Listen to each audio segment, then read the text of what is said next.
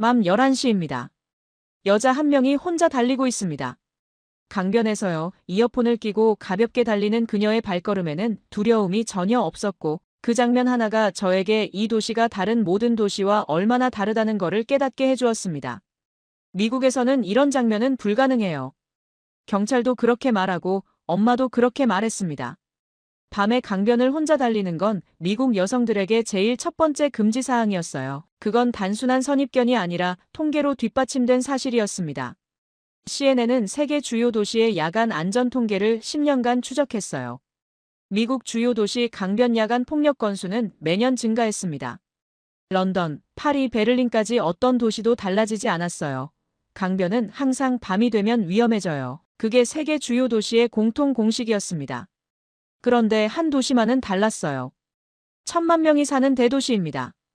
도심 한복판 강변에서 밤 11시에도 사람들이 사라지지 않고 여성이 혼자 달리고 아이들이 강변에서 새를 관찰하는 곳이었어요.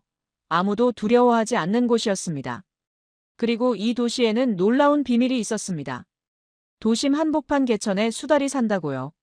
수십 년간 쓰레기가 쌓이던 매립지 위에 철새가 둥지를 틀었고 어린아이들이 어른 없이 강변을 돌아다니는 게 일상이라는 말은 처음 듣는 사람이라면 누구나 고개를 저었을 것입니다. CNN 환경 다큐 프로듀서 에밀리 카터는 이 도시를 검증하려 갔습니다. 냉정한 눈으로요. 10년 경력의 회의적인 마음으로 갔고 그녀는 단 하나의 약속만 했어요. 감정은 넣지 않겠다고, 숫자만 본다고요. 하지만 일주일 후 에밀리는 본사에 영상 하나를 보냈습니다. 내레이션도 없고 음악도 없는 영상을요. 그리고 CNN 본사 편집 책임자는 그 영상을 받고 난 후 이렇게만 말했어요. 이건 위험해. 에밀리가 답했습니다. 그래서 진짜예요. 과연 이 영상은 무엇을 담고 있었을까요? 지금 바로 확인하세요. 잠깐만요. 혹시 지금 어디서 듣고 계신가요? 구독과 좋아요 미리 눌러주시면 건강하고 행복한 기운 듬뿍 받으실 거예요. 저는 에밀리 카터입니다. CNN 환경도시 다큐 프로듀서입니다. 10년이 넘게 세계 여러 도시를 다니며 다큐를 만들었어요. 런던에서 베를린까지 돌아본 경험만으로도 저는 도시를 충분히 이해했다고 깊이 믿었었습니다. 그리고 모든 도시에서 제가 배운 건 하나였어요. 도시는 숫자로 이루어져 있다. 정책, 예산, 통계, 그래프, 이것만 있으면 도시의 진짜 얼굴을 파악할 수 있다고 저는 깊이 확신했습니다. 그런데 4년 전이었어요. 제가 연출한 미국 대도시 재개발 다큐의 댓글이 달래렀습니다. 사람은 어디에도 없다. 라는 한 줄이었어요. 짧은 한 줄이었지만 그 말이 제 머릿속에서 수개월간 떠올라 저를 지속적으로 괴롭혀 넣었습니다. 왜냐면 맞는 말이었어요. 제 다큐에는 정말 사람이 없었습니다. 숫자만 있었고 그래프만 있었고 정제된 인터뷰만 있었어요. 젠트리피케이션 논란에 휘말리는 과정에서도 진짜 사람의 감정은 어디에도 등장하지 않았습니다. 그 이후로 저는 조심해졌어요. 사람 이야기를 넣으면 논란이 생기는 게 사실이었습니다. 논란은 CNN에서 불편하고 불편한 프로듀서는 제작이 줄어들고 줄어들면 커리어가 위험해져요. 그래서 저는 안전한 프로젝트만 선택하며 감정을 넣지 않는 영상만 만들었습니다. 이번 서울 출장도 그래서였어요. 한강이었습니다. 이미 성공 사례로 검증된 곳이요. 숫자도 있고 사진도 좋고 논란 가능성이 낮아서 제가 원하는 조건을 완벽하게 충족했습니다. 출발 전에 마이클 로웬을 만났어요. CNN 본사 고위 편집 책임자입니다. 시청률과 정치적 안전을 항상 우선으로 보는 52세의 남자였어요. 그는 커피를 한 모금 마시더니 아무것도 덧붙이지 않고 단 2문장만 했습니다. 에밀리 서울. 안전하게 숫자로 끝내요.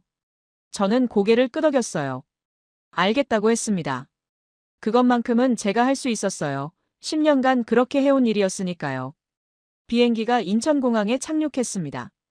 1월 중순이었어요. 창밖에서 본 서울은 회색이었습니다. 구름이 낮게 깔려 있었고 차갑고 단색인 도시의 풍경이 제 첫 인상을 형성했어요. 수화물을 찾고 출발 로비로 나왔습니다. CNN 서울지국 리서처가 기다리고 있었어요. 한지우였습니다. 20대 후반쯤 돼 보였고 짧은 머리와 검은색 코트를 입은 차분한 얼굴이 과하게 친절하지도 과하게 자랑하지도 않는 깔끔한 인상을 줬어요. 카터 씨, 안녕하세요. 저는 악수를 했습니다. 지우의 악수는 단단했어요. 차로 걸어가며 지우가 한마디만 했습니다. 특별한 건 없을 거예요. 라는 그 한마디가 저를 깊이 안심시켜 주었어요. 그게 제가 원하는 답이었으니까요. 호텔은 강변에 있었어요. 체크인 후 방으로 올라갔습니다. 짐을 내려놓고 창가로 걸어갔어요. 한강이 바로 눈앞으로 펼쳐져 있었고, 밤의 불빛이 강 위에서 반짝이며 아름다운 모습을 만들었습니다. 하지만 저는 그냥 반어요. 어떤 도시와도 다르지 않은 야경이었습니다. 화려한 불빛과 그 아래 깊은 어둠.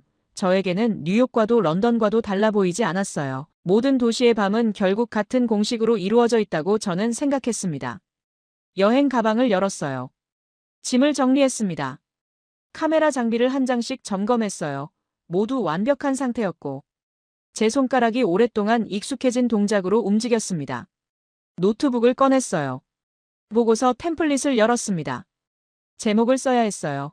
서울 한강 환경 개선 프로젝트 사례 분석이라고 한 글자씩 타이핑했고 커서가 깜빡이며 다음 줄을 기다리고 있었습니다.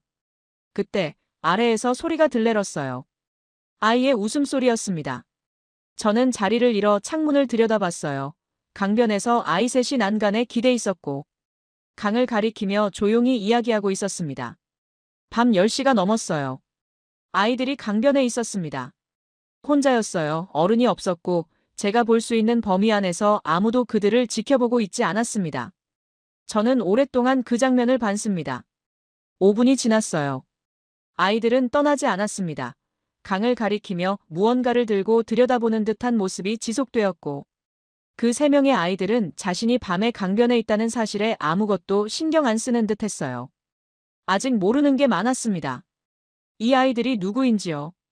왜 밤에 강변에 있는지, 그리고 왜 두려워하지 않는지, 그 모든 질문이 저의 머릿속에서 떠올랐지만 답은 아직 없었어요. 하지만 그 장면은 깊이 남았습니다.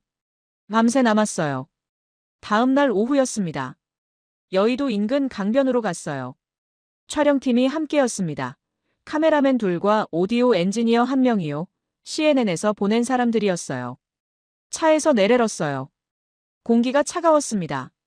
1월의 바람이었어요. 피부에 닿지만 깨끗했고 서울의 겨울 공기는 베를린과 달라서 건조함보다는 차가운 신선함이었습니다. 강변은 넓었어요. 갈대가 자라고 있었습니다.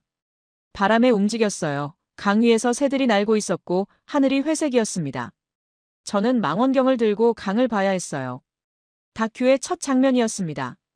강 위에 새가 한 마리 있었어요. 작은 새였고 갈대 사이를 천천히 움직이고 있었습니다. 카메라맨이 렌즈를 조정했어요. 저는 두 손으로 망원경을 들고 강을 봤습니다. 보고서에 쓸 만큼은 아니었어요. 그냥 새 한 마리요. 특별한 정도 아니었습니다. 그때 옆에서 조용한 목소리가 들려왔어요. 저 새, 지금 먹이 찾는 중이에요. 고개를 돌려봤습니다. 초등학생 남자아이가 있었어요. 11살 정도로 보였습니다. 키는 작았어요. 검은색 패딩을 입고 있었습니다. 빨간색 모자를 쓰고 있었어요. 볼이 추운 바람에 빨개 빨라져 있었고 아이의 손에는 낡은 쌍안경과 종이 노트가 있었습니다. 저는 아이를 반어요. 노트를 들여다봤습니다. 새 그림과 짧은 메모들이 적혀 있었어요. 깔끔하지는 않았지만 아이 손으로 쓴 정성이 있었고 각 그림 옆에 날짜와 장소가 적혀 있었습니다. 이름이 뭐야? 윤태식이에요. 학교 숙제야? 아이가 고개를 젓었어요. 그냥요. 그냥. 그 말이 이상하게 오래 남았습니다. 아이 뒤에는 어른이 없었어요. 누가 가르치지도 않았고 아이는 떠들지도 않았습니다. 그냥 강을 반어요. 새를 봤습니다. 조용히요. 그리고 그 조용함은 강제된 조용함이 아니었어요. 아이에게 이것이 아주 자연스러운 일이었습니다. 저는 카메라맨에게 눈짓을 했어요. 카메라맨이 조용히 렌즈를 돌려렀습니다. 아이가 강을 보는 장면을 담았어요. 아이는 카메라를 신경 안 쓰었고 강만 봤습니다. 새가 움직였어요. 아이가 따라서 시선을 옮겼습니다. 자연스러웠어요. 오랜 습관이었고 이런 움직임은 하루 만에 만들어진 게 아니라 수십 번 반복된 경험으로 쌓이면서 생긴 것이었습니다. 저는 아이에게 더 물었어요. 자주 와요? 라고 했습니다. 거의 매일요. 라는 답이 왔어요. 혼자요? 라고 더 물었고 아이는 아니요. 동아리 친구들도 있어요. 라고 답했습니다. 주변을 봐눠요. 조금 떨어져 있었습니다. 셋이었어요. 각각 강을 보고 있었고 각자의 쌍안경과 노트를 들고 있었습니다. 선생님도 없이요. 저는 10분 정도 더 봐눠요. 그리고 떠났습니다. 하지만 아이의 장면은 머릿속에서 떠나지 않았어요. 강을 보는 그 조용한 눈빛과 그냥요. 라는 한마디가 계속 떠올랐습니다. 그날 저녁이었어요. 호텔방에서 오늘 촬영한 장면들을 다시 봤습니다. 강변, 갈대, 새, 그리고 윤태식이었어요. 내레이션을 쓰려 했는데 손이 멈추었습니다. 여의도 강변에서 목격한 도시의 생태계는 맞는 말이 떠오르지 않았어요. 이 장면에 내레이션이 필요한지도 몰랐습니다. 아이가 그냥 강을 봐넣어요. 그거면 충분했고 거기에 제가 뭔가를 붙이면 그 장면의 무게가 약해져 버리는 것 같았습니다. 하지만 보고서는 보고서였어요. 숫자가 필요했습니다. 근거가 필요했어요. 그래서 저는 지우에게 연락했습니다. 지우. 네. 이 아이들 누가 이렇게 만든 거야? 지우가 잠시 생각했습니다. 아무도요. 아무도요. 저는 그 답이 마음에 들지 않았어요. 아무도라면 왜 이렇게 됐는가요? 누구가 만들어야 변하는 거라고. 제 평생의 경험이 말하고 있었습니다. 시스템이 있어야 변한다고, 정책이 있어야 변한다고요. 하지만 오늘 본 장면은 실제였어요. 아무도 강제하지 않았는데도요. 그 모순이 저에게 깊이 남았습니다. 사흘째 되는 날이었습니다. 난지 지역으로 갔어요. 차를 타고 30분쯤 걸레렀습니다. 가는 길에 지우가 난지에 대해 이야기했어요. 난지 얘기 들어보셨어요? 아니요. 여기, 예전엔 서울 최대 매립지였어요. 저는 잠시 침묵했어요. 매립지요? 라고 했습니다. 수십 년간 쓰레기가 쌓이던 곳이었다는 말이었어요. 그리고 폐쇄된 후에 복원 작업이 시작되었다는 지우의 설명이 차 안에서 조용히 이어졌습니다. 차가 멈추었어요. 차에서 내려렀습니다. 그리고 주변을 봐넣어요. 습지였습니다. 넓었고 갈대와 나무들이 바람에 움직였고 새들이 날고 있었어요. 공기가 깨끗했습니다. 냄새가 없었어요. 쓰레기가 가득한 땅이 이렇게 바뀐 거였어요. 수십 년간의 오염이 지금은 전혀 보이지 않았고 저는 그 변화의 규모를 감각적으로도 느낄 수 있었습니다. 관찰로를 따라 걸었어요. 나무 데크였습니다.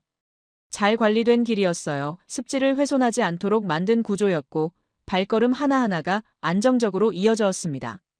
새들이 많았어요. 오리무리가 물 위를 떠고 있었습니다.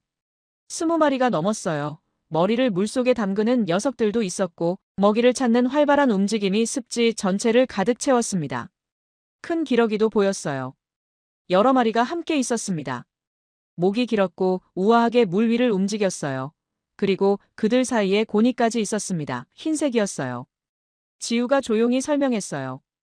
이 새들은 아무도 불러서가 아니라 스스로 왔다고요. 환경이 준비되면 자연은 스스로 돌아온다는 뜻이었습니다. 안전하고 먹이가 있으면 그저 왔어요. 강제한 게 아니었습니다. 더 걸었습니다. 바람이 불었어요. 차가운 바람이었습니다. 저는 코트에 지퍼를 올리며 걸었어요. 그때 관찰로 한쪽에서 친숙한 모습이 보였어요. 윤태식이었습니다. 모래톱 근처에 혼자 앉아 있었어요. 쌍안경을 들고 있었고 같은 빨간색 모자를 쓰고 있었습니다. 아이는 새로운 장소에서도 같은 자세였어요. 조용히요. 강을 봤습니다. 그리고 그 조용함은 어디서나 동일했어요. 자연스럽게 적응하는 아이였습니다. 저는 아이에게 다가갔어요. 또 만나네. 라고 했습니다. 아이가 고개를 들었어요. 쟤를 받고 작은 웃음이 나왔습니다. 저는 주변을 봐넣어요. 아이가 앉아있는 곳이었습니다. 강 가장자리였어요. 발이 거의 모래톱에 닿아 있었고 아래로는 강수가 천천히 흘렀습니다. 미국 기준으로 생각했어요.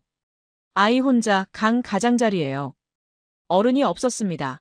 아무도 지켜보고 있지 않았어요. 미국의 강변공원에서 이런 장면을 보면 즉시 누군가에게 알려야 한다는 생각이 먼저 떠올랐는데요. 위험하지 않아? 아이가 고개를 갸웃했어요. 왜요? 왜요? 아이의 눈에는 진짜 이해가 안 되는 표정이었어요. 왜 위험하냐고요? 아이에게는 이게 위험한 일이 아니었습니다. 그냥 방과 후 가는 장소였어요. 한강이었고 아무도 두려워하지 않는 곳이었습니다. 저는 그 질문에 답하지 못했어요. 잠시 침묵이 흘렀습니다. 아이가 강을 다시 반어요. 새가 날아와서 모래톱에 내려앉았고 아이는 쌍안경을 들고 조용히 반습니다. 저는 그 곁에 서 있었어요. 말이 없었습니다. 그리고 그 침묵 속에서 제가 가장 강하게 느낀 것은 이 아이에게 한강은 어려운 장소가 아니라 가장 자연스러운 장소라는 것이었어요. 그날 저녁 호텔방에서 전화가 왔어요. 마이클 로웬이었습니다. CNN 본사 고위 편집 책임자요. 화면에는 로웬의 얼굴이 떠났어요. 안경을 쓴 50대 남자였고 표정이 진지했습니다. 에밀리. 서울 프로젝트. 네. 숫자로 정리해. 감정은 빼고. 저는 잠시 침묵했어요. 그리고 알겠어요. 라고 했습니다. 그게 제가 할 수 있는 답이었어요. 다른 답을 할 수 있는 상황이 아니었습니다. 전화를 끊었어요. 저는 노트북 앞에 앉아 있었습니다. 보고서를 열었어요. 커서가 깜빡였고 하지만 손이 움직이지 않았습니다. 아까 난지에서 본 장면들이 떠올랐어요. 새들이 날고 아이가 강을 밟습니다. 아무도 불러서가 아니었어요. 스스로 왔었고 이거를 숫자로 정리할 수 있을지 저는 답을 몰랐습니다. 저는 노트북을 닫았어요. 창밖을 봤습니다. 강변이 보였어요. 밤 11시였고 아직도 사람들이 있었습니다. 그날 밤 처음으로 저는 보고서를 쓰지 못했어요. 닷갓째 날이었습니다. 오후 2시에 약속이 있었어요. 강민호 씨였습니다. 지우가 차에서 이야기했어요. 강민호 씨는 20년 넘게 서울 강변 개발에 관여하셨어요. 현재는요? 민간연구소 고문이에요. 지우가 잠시 멈추더니 하나 더 덧붙였습니다. 저한테 직접 연락하셨어요. 카터 씨 왔다고 알려드렸더니요. 저는 고개를 끄덕였어요. 직접 연락해서 만나고 싶다고요. 그건 드물었습니다. 저는 만나는 사람들 중 대부분은 CNN 측에서 연락하여 정해진 이야기만 했으니까요. 만남 장소는 반포 인근 강변이었어요. 저는 일찍 도착했습니다. 약속 시간보다 20분 먼저요. 주변을 반어요. 강변 공원이었어요. 넓었습니다. 잔디밭이 있었고 벤치가 있었고 분수도 있었어요. 평일 오후였는데도 사람이 많았습니다. 벤치에 앉아 책을 읽는 사람이 있었어요. 분수 근처에서 아이가 달리고 있었습니다. 돗자리를 펴고 밥을 먹는 커플도 보였고 멀리서 요가를 하는 사람도 있었어요. 누구도 쫓아내지 않았고 누구도 불편해 보이지 않았습니다. 저는 벤치에 앉아 기다렸어요. 주변을 계속 봤습니다. 평일 낮에 이렇게 많은 사람들이 강변에 있었고 그 장면은 제가 뉴욕이나 런던에서 본 공원과는 약간 달랐습니다. 강민호 씨가 왔어요. 50대 후반이었습니다. 키가 크었고 말수가 적었어요. 검은색 코트를 입고 있었고 벤치에 앉아 강변을 조용히 봤습니다. 저는 메모를 준비했어요. 질문들을 미리 적었습니다. 개발의 시작, 성공의 비결, 정책의 구조까지요. 제가 항상 사용하는 질문 템플릿이었어요. 강민호 씨가 코트 주머니를 손으로 쓸어내렸습니다. 잠시 주변을 반어요. 아이가 분수 주변을 뛰어다니고 있었습니다. 강민호 씨가 처음으로 입을 열었어요. 우리는 시민을 설계하지 않았어요. 그가 잠시 멈췄습니다. 다만 실수하지 않으려고 했을 뿐이죠. 저는 그 말을 적었어요. 노트예요. 하지만 이건 보고서용이 아니었습니다. 그냥 제가 기억하고 싶은 말이었어요. 실수가 무엇이었는가요? 강민호 씨가 주변을 반어요. 아이가 달리고 있었습니다. 도시가 사람을 밀어내는 거죠. 저는 잠시 말이 없었어요. 그 한마디가 무겁게 남았습니다. 도시가 사람을 밀어내는 건 제가 미국에서 본 재개발 사례들에서도 반복되었던 패턴이었어요. 강민호 씨가 말을 이었습니다. 우리가 한 건 그냥 공간을 만든 거라고요. 사람들이 와서는 스스로 결정한다고요. 무엇을 할지, 어떻게 사용할지를. 정책이 성공한 게 아니었고 사람들이 왔는 거였습니다. 저는 메모를 반어요. 남은 질문들이 있었어요. 개발 비용은 얼마였나요? 라고 물었습니다. 강민호 씨가 고개를 젓었어요. 숫자는 별로 중요하지 않아요. 저는 놀랐어요. 숫자가 중요하지 않는다고요. 저에게는 숫자가 전부였었습니다. CNN에서도 숫자가 전부였었어요. 그런데 이 사람은 다른 곳을 보고 있었습니다. 그럼 뭐가 중요하나요? 강민호 씨가 잠시 생각했어요. 사람들이 왜 왔는지요? 왜 왔는지요? 그건 숫자가 아니었어요. 통계로 잡을 수 없는 거였습니다. 그리고 바로 그게 제가 평생 도시를 이해하려 했던 방식의 근본적인 한계였어요. 오후 내내 강변에서 이야기했습니다. 강민호 씨는 자랑하는 게 아니었어요. 그냥 있는 대로 말했습니다. 목소리도 낮았고 이야기를 꾸며내지 않았어요. 저는 듣고 있었어요. 메모는 하지 않았습니다. 처음으로요. 제 손은 노트 위에 있었지만 아무것도 쓰지 않았고 그냥 듣고 있었습니다. 돌아갈 때 지우가 차에서 물었어요. 강민호 씨는 어떻게 보셨어요? 저는 잠시 생각했습니다. 특별한 사람인가요? 아니요. 평범한 공무원이었어요. 평범한 공무원이요. 그런데 그 말들은 평범하지 않았습니다. 저는 창밖을 반어요. 한강이 보였습니다. 이건 천재 지도자의 이야기가 아니었고 강력한 통제의 이야기도 아니었어요. 그냥 실수하지 않은 평범한 사람들의 이야기였습니다. 닷새째 날 밤이었습니다. 지우가 제안했어요. 밤에 강변 한 바퀴 돌아볼까요? 라고 했고 밤이 다르거든요. 낮과 완전히 달라요. 라는 말이 붙었습니다. 저는 고개를 끄덕였어요. 차를 타고 한강으로 갔습니다. 밤 9시였어요. 차에서 내려 강변으로 걸었어요. 놀랐습니다. 사람이 많았어요. 낮보다도 많아 보였습니다. 조깅하는 사람들이 있었고 자전거를 타는 사람들도 있었고 벤치에 앉아 이야기하는 커플도 있었어요. 혼자 강을 보는 사람도 있었습니다. 멀리서 아이들이 뛰어다니고 있었어요. 밤 9시예요. 사람들이 사라지지 않았습니다. 아무도 밤이 되었다는 이유로 강변을 피하지 않았어요. 저는 천천히 걸었어요. 주변을 관찰했습니다. 강변은 깨끗했어요. 조명이 일정한 간격으로 이어져 있었고 쓰레기가 떨어져 있는 곳은 없었습니다. 한쪽 벤치에서 남자가 앉아 있었습니다. 40대 정도로 보였어요. 평범한 옷차림이었습니다. 그는 주변을 봐요. 무언가를 봐요. 그리고 일어섰습니다. 비닐봉투를 들고 있었어요. 강변 주변을 천천히 걸었어요. 한 곳을 봐요. 다시 걸었어요. 그리고 강변 여기저기에 떨어진 쓰레기를 하나씩 줍고 있었습니다. 아무도 지시한 게 아니었고 주변에서 다른 사람 누구도 신경 안 쓰었어요. 저는 걸음을 멈추고 반어요. 남자는 급하지 않았습니다. 천천히 걸었어요. 비닐봉투가 조금씩 무거워져 가는 게 보였고 카메라도 없었고 행사도 아니었어요.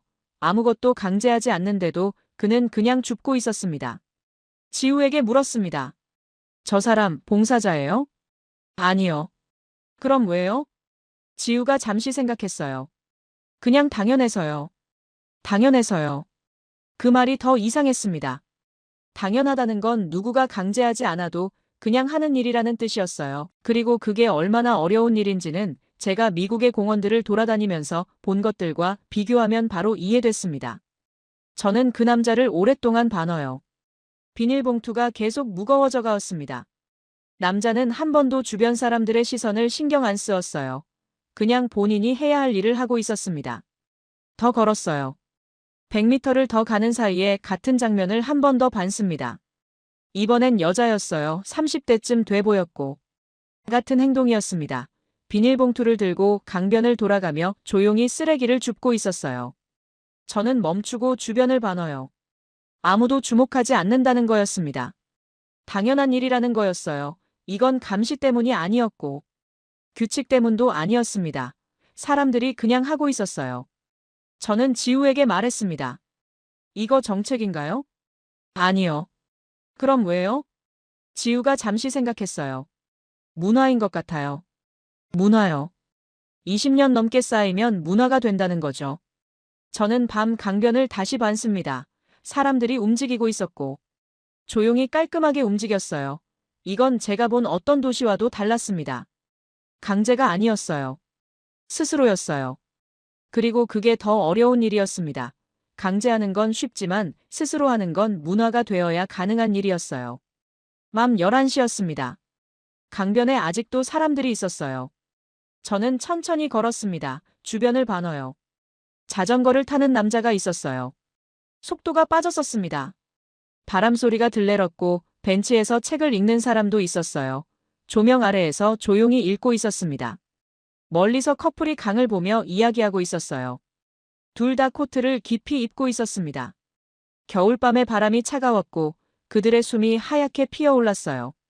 그때 발소리가 들레렀어요. 조깅하는 사람이었습니다. 여성이었어요. 혼자였습니다. 이어폰을 끼고 있었어요. 리닝 재킷을 입고 있었습니다. 가볍게 달리고 있었어요. 발걸음이 규칙적이었고 두려움이 전혀 없었습니다. 저는 멈추었어요. 밤 11시예요. 도심 강변에서요. 혼자 달리고 있었습니다. 그리고 그 장면은 미국에서 제가 평생 배운 것들과 정반대였어요.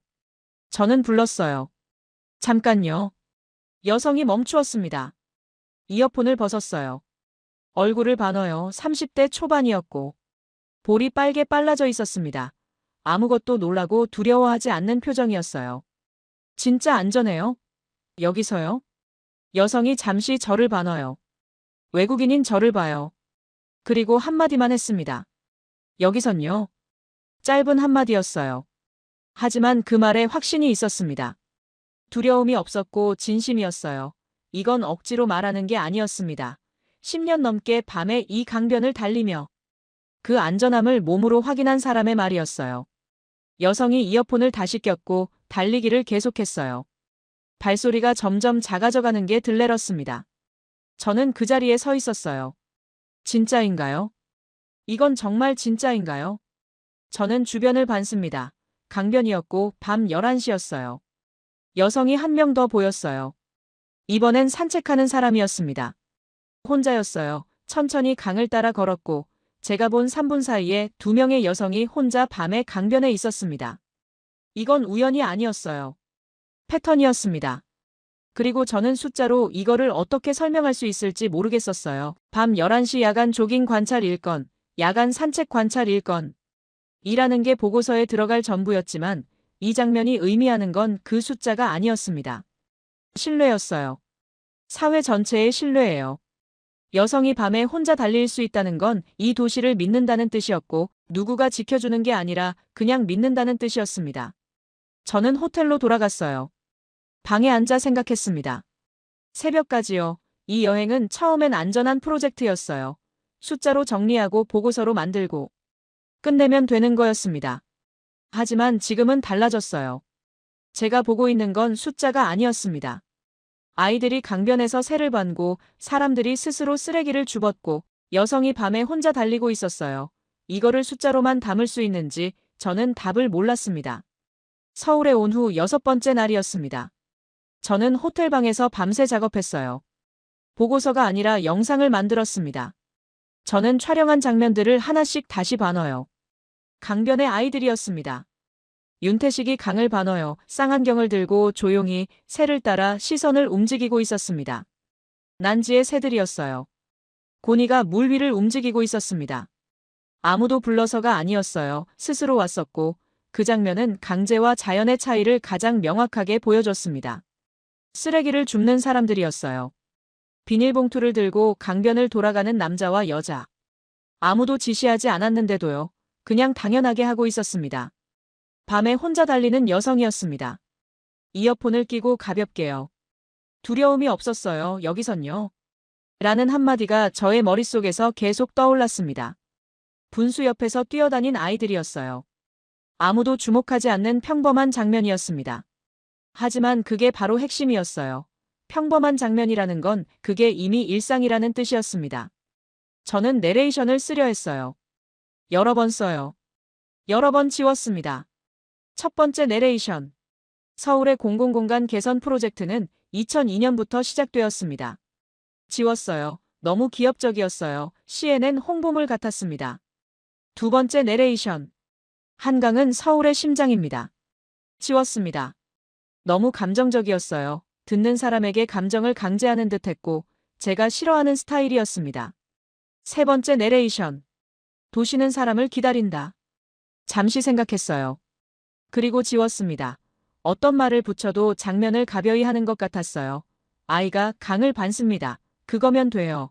거기에 제가 뭔가를 붙이면 그 장면이 약해져 버리는 것 같아요. 결국 내레이션을 넣지 않았습니다. 음악도 넣지 않았어요. 영상 그대로였습니다. 길이는 12분이었고 제가 만든 영상 중 제일 짧은 거였어요. 하지만 뭔가가 있었어요. 이전 영상들과 달랐습니다. 장면 하나하나에 사람이 있었어요. 사람은 어디에도 없다. 라는 4년 전 그 댓글이 떠올랐고 이 영상에는 사람이 있었습니다. 가득했어요. 저는 파일을 CNN 본사로 보냈어요. 마이클 로웬에게요. 보낸 후 잠시 기다렸습니다. 불안했어요. 3시간 후 답장이 왔어요. 영상 통화였습니다. 로웬의 얼굴이 떠났어요. 안경을 조정하는 모습이 보였고 침묵이 흘렀습니다. 제가 본 중에서 제일 긴 침묵이었어요. 10초가 지났어요. 20초가 지났습니다.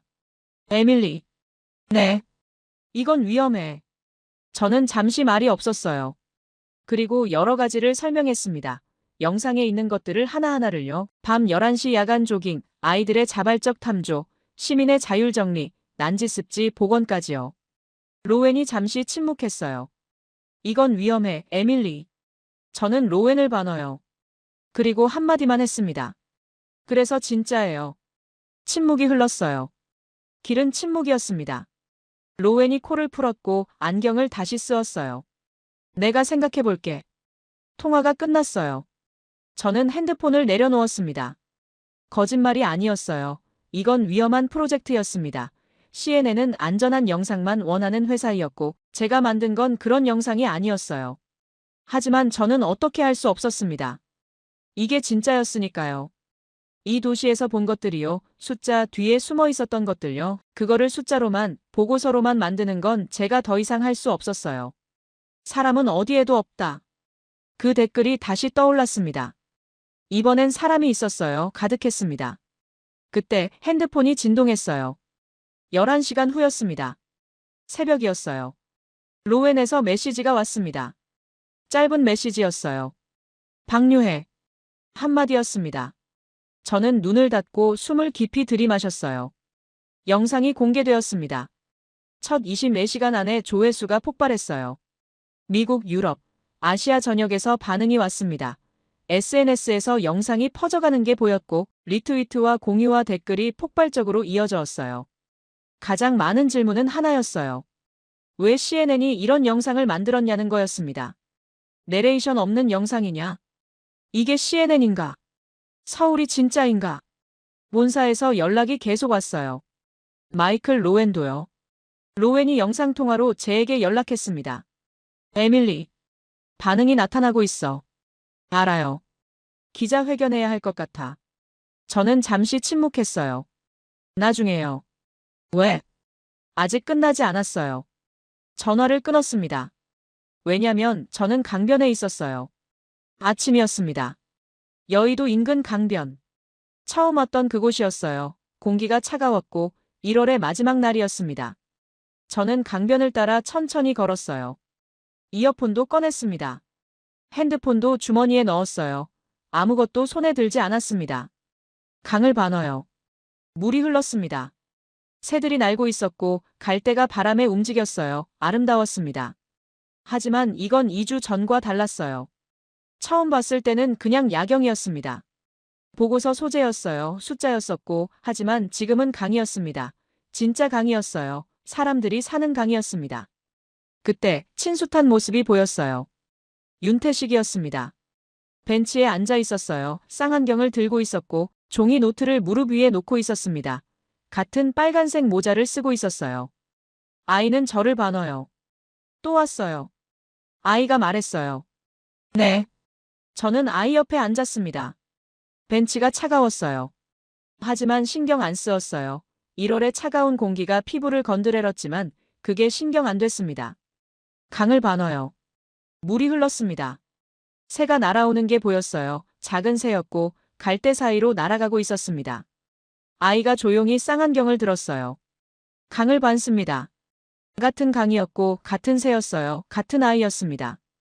아무것도 바뀌지 않았어요. 2주 전과 동일한 장면이었습니다. 그런데 저는 완전히 달랐어요. 처음엔 보고서 소재로 봐왔고 숫자로 분석했는데 지금은 그냥 강을 봤습니다. 아이가 강을 가리켰어요. 저거 봐요. 새가 물에 내려앉아 있었습니다. 작은 새였어요. 조용히 물 위에서 움직이고 있었습니다. 아무것도 두려워하지 않는 것처럼 천천히 움직였어요. 저는 반어요. 조용했습니다. 만약 내레이션을 붙였다면 이런 식이었을 거예요. 도시의 성공은 이거나 환경복원의 열쇠는 이거나 하는데 그 어떤 말도 장면보다는 약했습니다. 아이가 강을 반어요. 새가 움직였습니다. 아이가 조용히 노트에 기록했어요. 새 그림을 그리고 있었고 짧은 메모를 붙였습니다. 날짜와 새의 종류를 적었어요. 저는 그 곁에 앉아 있었어요. 이 도시는 사람을 기다린다는 걸 이제 알았습니다. 설명하지 않고요. 강요하지 않고요. 그냥 공간을 만들었어요. 사람들이 왔고 강을 밟습니다. 아이들도 사람들도 새들도요. 지우가 처음 하는 말을 다시 떠올려었어요. 특별한 건 없을 거예요. 맞는 말이었습니다. 특별한 게 없었어요. 그냥 사람들이 강 곁에서 조용히 살고 있었고, 그리고 그게 놀라운 일이었습니다. 저는 핸드폰을 꺼냈어요. 녹음을 시작했습니다. 주변은 조용했어요. 강바람만 들레렀고, 아이는 강을 밟습니다. 도시는 사람을 믿을 때 완성된다. 한마디였어요. 저는 녹음을 끊었습니다. 아이가 강을 반어요. 새가 날아갔어요. 강바람이 불었습니다. 차가웠지만 깨끗했어요. 저는 강을 오랫동안 반어요. 그리고 생각했습니다. 이 영상은 CNN 본사에서 폭발적인 반응을 불러일으켰고 보도와 공유가 계속되고 있었어요. 하지만 지금 이 장면은 CNN과 무관했습니다. 아무도 보고 있지 않았어요. 카메라도 없었고 아이는 강을 밟습니다. 저도 반어요. 함께 같은 강을 밟습니다. 그리고 그게 이 이야기의 진짜 끝이었어요.